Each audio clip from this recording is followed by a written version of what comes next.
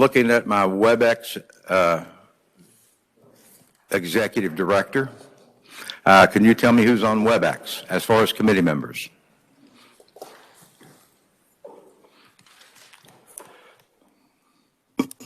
Thank you, Mr. Chair. Besides Connie, there are no people on WebEx. Thank you. Well, that makes it simple. Representative Miller is not here. He's in the building. He's in the building? Okay. He'll have to be on WebEx to vote. And Representative Henderson's not here, but he may be coming in. Luke's here somewhere. Okay. Thomas will be here soon. And Thomas will be here. All right. Remember, he's late all the time. Yeah. Well, he has a lot of responsibilities in the morning. First up, bill introductions from committee members. Committee members, are there bill introductions? Seeing none. Bill introductions from the audience. Good morning, Mr. Bradley.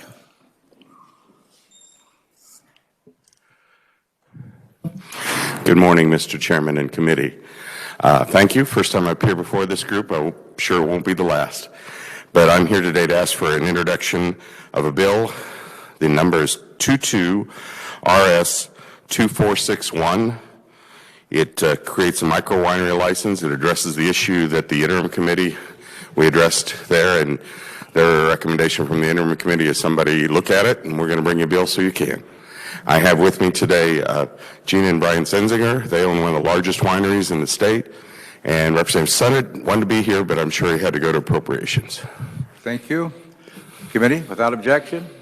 Without objection, we accept the bill. Other bill introductions from the audience? Seeing none, I will close bill introductions. Committee, we're going to work our first bill this year. I have a number of new members, and I will take the process very slow and explain each step for those members that may not remember how we work a bill. I will be slow. I'll explain each step and what a member can do at certain points. I would note first that the only time a bill that can come up for consideration is brought up by the chair, and only the chair can bring a bill up. If you refer back to the rules, you'll see that. But anyways, as to House Concurrent Resolution 5022, what is the pleasure of the committee? Representative Ardberger. Thank you, Mr. Chair. I move that we pass out House Concurrent Resolution 5022 favorably for passage. Thank you. I have a second from the ranking member, Representative Reese. Discussion. We're doing it now. This is an opportunity for new members. The bill has been opened. It's been seconded. The bill is now open. We'll have discussion. If you ever have an amendment on a bill, this would be the opportunity you would raise your hand and be recognized. Or if you have other comments to make about the bill, you would raise your hand and be recognized and either get the attention of the ranking member or the vice chair, and they'll alert me to that. So we're open for discussion. Chair recognizes Representative Ardberger. Thank you, Mr. Chair. I have an amendment. It is what it is placed in front of you. As you can see, all it is doing is striking where it says 2021 to 2022. This was brought forth by the Sheriff's Association. Thank you, and this is just a technical amendment. I have a second, I believe. Representative Smith, I have a second. Again, we will open it up for discussion. Any discussion on the amendment? Representative Ressman. Thank you, Mr. Chairman. As most of you know, I retired from the Johnson County Sheriff's Office after 30 years, and this is really an important issue for sheriffs. I know they're covered by state statute, but currently that could be changed through home rule. And through the Charter Commission, which they could do that. And this is about a local issue. This is about the voters being able to determine who will be the chief law enforcement officer of that county, just like they vote for members of the House. You know, and every 4 years, the sheriff, and every 2 years for us, we have to earn their respect and their vote to return to Topeka, and just like the sheriff would have to return to office. If we don't like what the sheriff is doing or who he is, we can cast that vote at the appropriate time, every 4 years. Public safety is one of the most important functions that government does, and they should be held accountable to the people of the county and not elected officials or the county manager, an appointed position. I can tell you that during the course of my career, the Sheriff's Office not only conducted investigations out in the community, but also conducted investigations within the county and cities, and in one instance, the relative of an elected official. If I can, I want to explain one of these investigations, the importance of why a sheriff should be, should be elected and not appointed. Go right ahead, Representative. I spent most of my career in investigations, which conducted a number of investigations within the county. And in one particular case, it involved a sexual assault by a assistant department head of a particular agency. During the course of our investigation, we discovered a second victim. As with some investigations, they usually spread out like a spider's web, and we uncovered a bunch of other crimes, felonies that had occurred. But one in particular really caught our attention.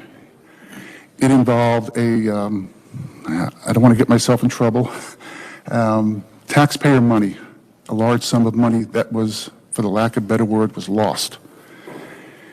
And what makes this important is that no one knew about this incident other than a few people in the county. We came across it purely by accident. The explanation we were given really didn't make sense. But during the initial investigation, we were told that we would have complete cooperation from the county. At a certain point, that didn't happen as a result of what we had discovered, and required the Sheriff's Office to serve a search warrant on the county, which is highly unusual and kind of embarrassing that we would have to do that. Being an elected sheriff, they have that authority to take the investigation to wherever it goes. Now, I'm not saying that an appointed sheriff wouldn't follow the same route, but there's no question about what would happen if a crime was reported and what the sheriff would investigate. You know, I have my sheriff here in the audience, and I'm sure that that if a crime was reported to him, that it would be thoroughly investigated. In 2000, the Charter Commission made recommendations to eliminate 3 elected positions. That I think flies in the face of local control. I don't have the ability to no longer vote for 3 elected positions in my county. One of those elected positions is the county clerk. And currently, for anybody in the metropolitan area of Kansas City, should know that there's a current investigation involving the clerk's office. What makes us unique is that the sheriff can investigate that uninhibited. They can do whatever they needed to do to investigate it to get to the bottom of it. And I think it's just very important that the sheriff be elected for one of the purposes is that if a crime is reported within county government, city government, or wherever, that they have the full authority and the backing of the people to do their job. As far as the clerk's office is concerned, is that I no longer have the ability to determine whether that person should stay in that position. That is now up to the county clerk and the county commissioners.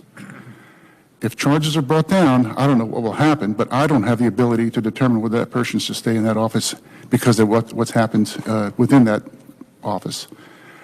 I just think it's very important that the sheriff should remain elected for no other reason is to ensure that the public has access to the chief law enforcement officer of the county and can be reassured that if a crime is reported, it will be thoroughly investigated and there won't be anybody standing in their way. Like I said earlier, having to serve a search warrant on the county was not a fun thing to do, but it had to be, to get a piece of evidence, which then resulted in a department head being fired. So I hope you'll support this concurrent resolution and bring it to the floor and pass it there also, because this is extremely important for the public safety of every county. I know there's one county that it won't affect, but it will affect 104. Thank you. Thank you. I have, as to the amendment, Representative Hoyt. Thank you, Mr. Chair. I find that this date, it still is preemptive on allowing local governments to decide how their public safety officer, the sheriff, is hired. So I don't see a big change there. I think I'm going to vote no on this just because it's still a preemptive date. Thank you. Representative Clayton does not. I would like to state for the committee, I had legislative research answer this question that was asked last week, and you may have got an email. It was determined that 35 states establish an office of the sheriff in their state constitution. 12 states do not, and they do it through statute, and presently Kansas would be one of those. And 3 states do not have county sheriffs. And that may be in, I don't know this, but maybe in Louisiana, because they have parishes and not counties, but that may be different. But no further discussion on the amendment. You may close on your amendment, Representative. I close. The motion to amend has been closed on. All in favor amending House Concurrent Resolution 5022, say aye. Aye. Those opposed, no. Opinion of the chair, the ayes have it. The ayes do have it. The bill, House Concurrent Resolution has been amended. Open discussion on the resolution again. Further discussion. Yes, Representative Hoyt. Thank you, Mr. Chair.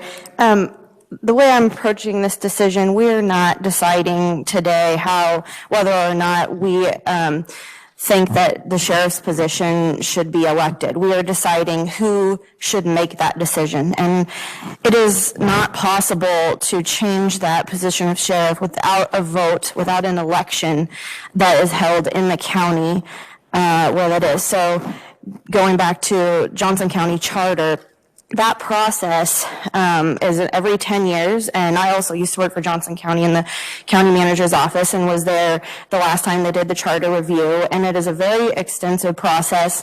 Then that goes to the Board of County Commissioners, whatever changes they would recommend, and that has to be voted on by the people. So to me, we are preempting a decision from local governments in the state and taking that power into our hands as the state government. So I cannot support this. My county and my cities want me to stand up for local control when I can.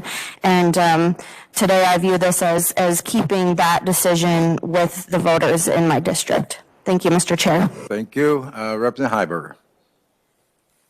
Thank you, Mr. Chair. I agree with the prior representative. I mean, to me, this is about taking away local control. I mean, almost every county in the state has a sheriff, and there's no indication that's going to change. We have one county that has a different model, and it seems to be working for them. I mean, this would take away the opportunity for another county to do something that they prefer to do. You know, I was on Lawrence City government for a number of years. The police chief of the city is subject to the hiring and firing by the city manager and the city council, and I didn't see any of the concerns. There were concerns raised about not having an elected sheriff, and I didn't see those concerns in that model. So I don't feel strongly about it. I mean, I understand where the proponents are coming from, but I will be in opposition. Thank you. Representative Clayton. Thank you, Mr. Chair. Echoing similar sentiments, I do want to point this out. I know that Johnson County is very unique, and that's one of the reasons why we should have that right to continue to have the power within our charter commission. I think one of the conferees currently sits on the charter commission. Another one of our sheriff actually does support this, and ironically, I couldn't disagree with him more on many political issues, and yet he was put into place using the current system. So obviously, the current system seems to work. It seems to allow for dissent. And I think that Johnson County does deserve to do things our own way. We don't tell you all what to do. And so I think that this type of preemptive legislation might cause us to change our minds and start telling you what to do. So maybe consider voting otherwise. It just does not seem like a very good neighborly practice on your part to take this power away from our county. And I'm waiting for the day that Johnson County tells me what to do. Next up, Representative Collins. Thank you, Mr. Chair, and thank you for the opportunity to stand in for Representative Hauser today. I guess you're looking for a bald, grumpy guy, and I fit that bill.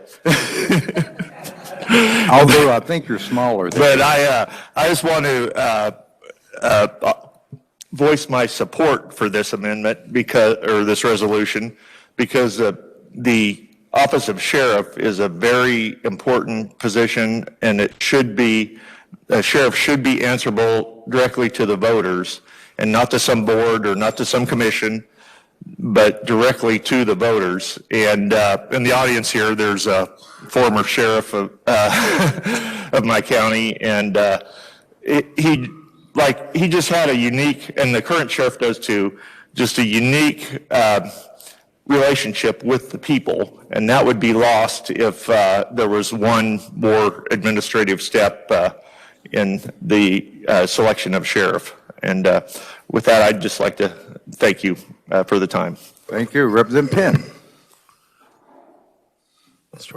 Thank you, Mr. Chair. Just a quick piece of understanding for myself. This House Concurrent Resolution 5022 is a proposition to amend the Kansas Constitution. Is that correct? That is correct. Which means that it goes back before the people, Mr. Chair? That is correct. So, Representative Hoy, quick question. You said that your people inside your county had the opportunity to vote upon their current system. Will the people not have the opportunity to vote on this when it goes back before the people? That's a question. You may respond. All right. Yes, thank you for the question, Mr. Chair. Yes, and that was the point I was making, is we are making the decision of who gets to decide. Right now, local counties get to determine how they're hired. That goes through the vote. So we, as a state now, are going to suggest amending the Constitution and opening that up to the entire state instead of making that decision at the local level. I think that local communities know their public safety needs best. And so that is why I think that decision should remain as it is. We've given counties the opportunity to have charters. They have statutory home rule. They don't have constitutional home rule like cities do. So I feel that this is chipping away at the rights of our county government. Okay. Thank you. And thank you, Mr. Chair. I'm in favor of this resolution because, as we've just heard, it still goes before the people all over the state to determine. So thank you. Thank you. Representative Smith. Thank you, Mr. Chair. A couple of issues. One, I do find it an interesting conversation when we try to use local control to defend taking it away from the voter. That's pretty much the reason why you want local control. I absolutely disagree with the idea that we are removing local control when we ask the voters to take a vote on this. Secondly, for those who know where I work and maybe think that this is something that would affect me, I'm going to tell you that my sheriff is sitting over here, and if someday I decide to oust him by running for sheriff, I think there's 0% chance that our county's ever going to try, if this fails, that our county's ever going to try to put this to the commission to decide who's going to be in that position. So this has zero effect on me, and I just want to put that out there. But absolutely, this is just like every other concurrent resolution that we push to the voter. The idea is to give them the chance to say the way they feel about this and whether it should be in their constitution. Obviously, 104 out of 105 counties right now run this way. 47 out of 50 states enjoy a sheriff in their counties. This is not an unpopular idea, so why not put it in front of the voters? Thank you. Thank you. Representative Epley.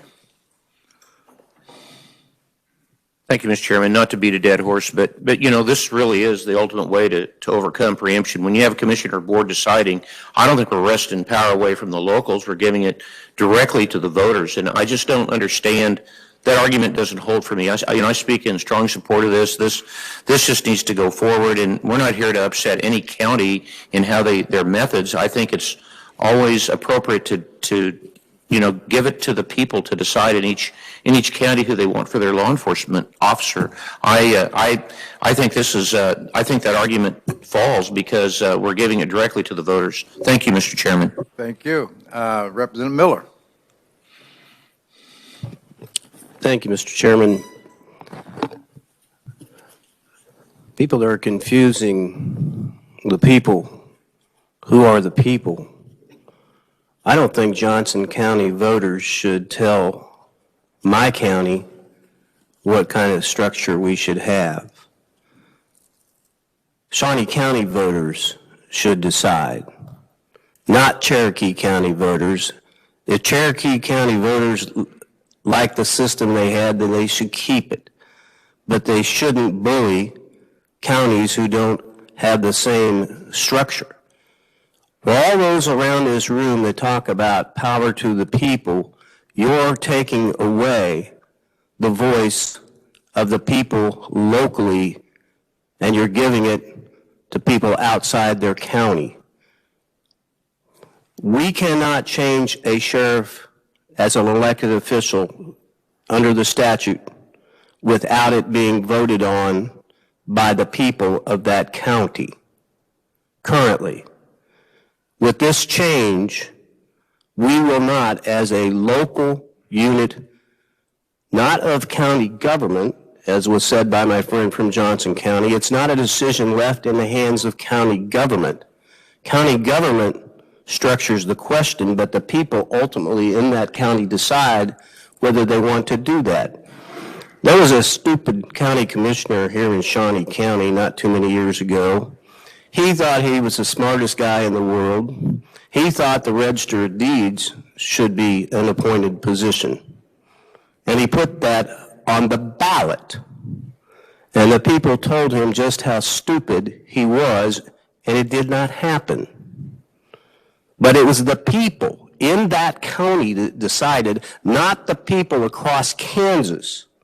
And that's what this change makes. It takes the power of the people locally away and hands it to people 2/3, 3/4, all the way across the state who know nothing about that county and the people in that county and what they want. So don't say this is putting it in the people's hands. It's taking it away from the people who currently have that power. Thank you, Mr. Chairman. Thank you. Representative Orenkamp. Thank you, Mr. Chairman. Thanks for the hearing, working the bill. To me, this is important because when I see the office of sheriff, what I see is an office that protects our constitutional rights, the constitutional rights of the individual in that county. And I think keeping the office of sheriff independent from the local elected officials and more connected to the individual people in that county allows that sheriff to be more objective and better protect the individual rights, the constitutional rights, which often the local officials don't respect and end up instituting laws or mandates which take away those individuals' constitutional rights. And we often see these sheriffs stand up in defense and say, no, I'm not going to enforce that law. That law is wrong. It's unconstitutional. And I think keeping the office of sheriff independent from those local elected officials will help those sheriffs better defend our constitutional rights. So thank you. I look forward to supporting this. Thank you. Representative Heiberger is off, so it'd be Representative Howe.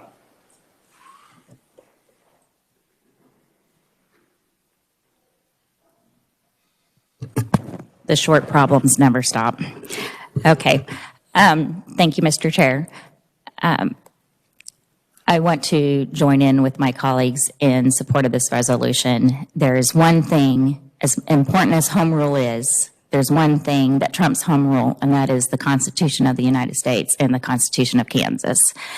And the concept that our sheriff should be independent is fully backed by those documents. So I believe strongly that this is the right thing to do. I also want to second Representative Ressman. I have a lot of close connections to county things and have paid attention to it for many years, a lot more than most people. And I would also attest that there are times that the people of the county need to have the independent resource of their sheriff when they feel that there is something that is not kosher, that is not following the law within their county government. And county government officials are quite capable of violating the law. we all are capable of violating the law. And so if the sheriff is being controlled by the BOCC or other members of county government, then we are taking away a resource directly from the local people when they feel that justice is not being served, and when there may be laws that have been violated and they need resources of who to talk to and who to go to, and the sheriff serves in that role because of their independence. So I just want to, and once again, I pretty much can never think of a time that it is wrong to take a vote to the people of Kansas. Thank you. Representative Wagner. Thank you, Mr. Chairman. I stand in support of this resolution. I would remind people that we did have testimony here just within the last week about the fact that in certain counties, and my county is one of those, where the notion of removing the sheriff or changing the system was basically done, sort of like a threat or implied threat, from local political officials.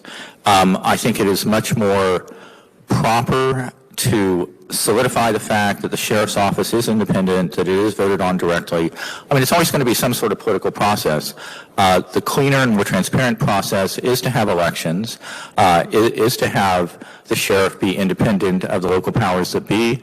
I would also remind people that on a national basis, and I've heard news reports on this, where much as you have had a certain amount of hostility directed toward the whole concept of policing, that you have had national hostility directed toward the office of the sheriff. I think this, as far as that the sheriffs are some, like renegades or cowboys or whatever, that the gist of this is that the sheriffs are accountable to the voters, they're accountable to the Constitution, and I think this resolution is well-intentioned, and we should pass it out of committee. Thank you. Representative Thomas. Thank you, Mr. Chair. As a resident of Johnson County, I want to do two things. I want to first thank my sheriff for the job he's doing. He's here today, and he is awesome. And if you haven't had a chance to meet him, he's a good dude. Number two, I rise in support of this because when we talk about local control, having county, charter, there's several hands in the pie before it goes directly to the people. I want a simple procedure that says ballot, people, office. Real simple. Let the people vote on it, take all the filters of county government out of it, and give it straight to the people. Anytime we do that, we empower the people. And I think it's important that we all realize that they are our bosses. We are the servants of the people, not a filtered process of county and charter and all of that. Take it directly to the people. They decide who gets hired, who gets fired, and I support this. Thank you. Thank you. Further discussion? Seeing no further discussion, Representative Armenberger, will you make your new motion? Yes, thank you, Mr. Chair. I move that we pass out House Concurrent Resolution 5022 favorably for passage as amended. Do I have a second? Representative Smith? Any further discussion? Seeing none, I'm sorry, Representative Miller. Just a question, I don't have it in front of me. When's this scheduled to go to? To go into effect? What ballot? It would be The general election, I believe, of this year. yeah, Thank November this year. November of this year. Thank you. Okay, thank you. No further discussion? All in favor in passing out House Concurrent Resolution 5022 as amended, favorably say aye. Aye. Those opposed, nay. No. Opinion of the chair, the ayes have it. The ayes do have it. Representative, May I have my vote recorded, please? you may have your vote recorded as a no. Thank you. Since we didn't call division, I'm not sure. Representative Hoyt's a no. Representative Clayton's a no. Representative, okay. Hazelwood is no. Folks, we'll have since it passed out favorably, tomorrow we have a hearing We may be working bills next week. I've set a new agenda out. We've got a few bills next week. We're getting more bills in. I'll be setting those. So always look for an amended agenda. We have to have them out on Wednesdays, and circumstances change. We get more bills assigned, and I'll be moving that around. For the good of the committee, Representative Miller, you have? I wanted to alert the chair to some suspicious activity. As I was trying to take the elevator today from the garage up to the first floor, or to the ground floor, the door would not shut. Several times it would go shut, then it would open back up, and it would never shut. I know we have the elevator regulation bill hung up in this committee. Let's get it acted upon before these powers that are controlling our elevators take complete control of the building. Thank you. I will see that we work that. I do have a question. It's probably I should have asked you in private, but I'm going to ask you here.